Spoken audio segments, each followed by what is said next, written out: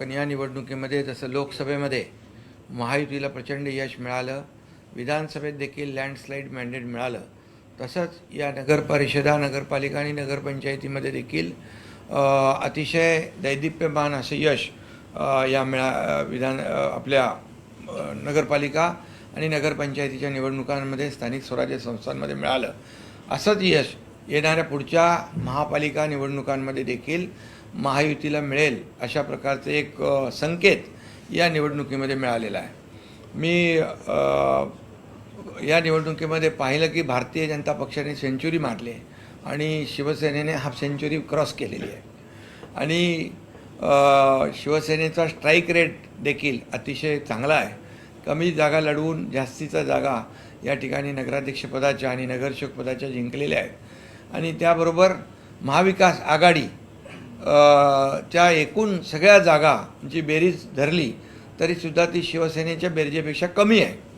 काही लोक म्हणत होते की शिवसेना फक्त ठाण्यापुरती मर्यादित आहे, तर शिवसेना आता ठाण्यापुरती मर्यादित राहिली नाही, तर शिवसेना घराघरामध्ये चांद्यापासून बांद्यापर्यंत पोचलेली आहे. हे या निकालावरून आता स्पष्ट झालेलं आहे. त्यामुळे मी माझ्या लाडक्या बहिणींना, लाडक्या भावांना, सगळ्याच लोकांना धन्यवाद देतो आणि अगदी छोट्या छोट्या शहरांमध्ये देखील शिवसेनेचा धनुष्यबाण या निवडणुकांमध्ये पोहोचलेला आहे आणि कार्यकर्ते जे उत्साहात कामाला लागले होते त्यांचा उत्साह देखील वाढलेला आहे आणि म्हणून सर्व कार्यकर्त्यांचं मनापासून अभिनंदन करतो की त्यांनी या निवडणुकीमध्ये प्रचंड मेहनत घेतली.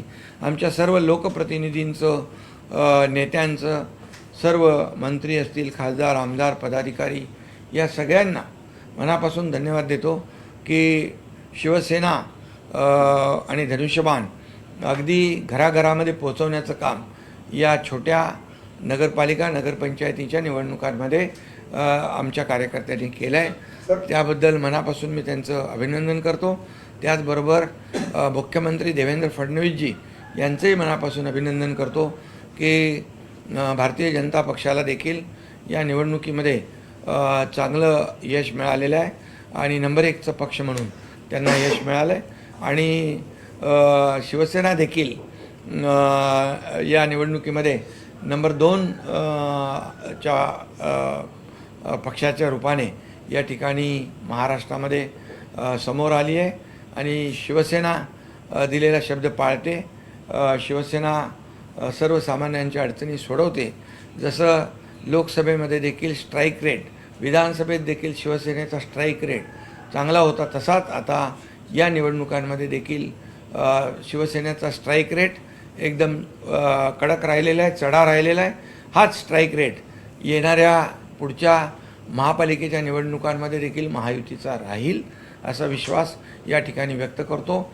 आणि जे लोक या निवडणुकीमध्ये घरी बसले होते, ज्या लोकांनी कार्यकर्त्यांना वाऱ्यावर सोडलं होतं, त्या लोकांनी आणि मतदारांनी जे घरी बसले त्यांना घरी बसवलं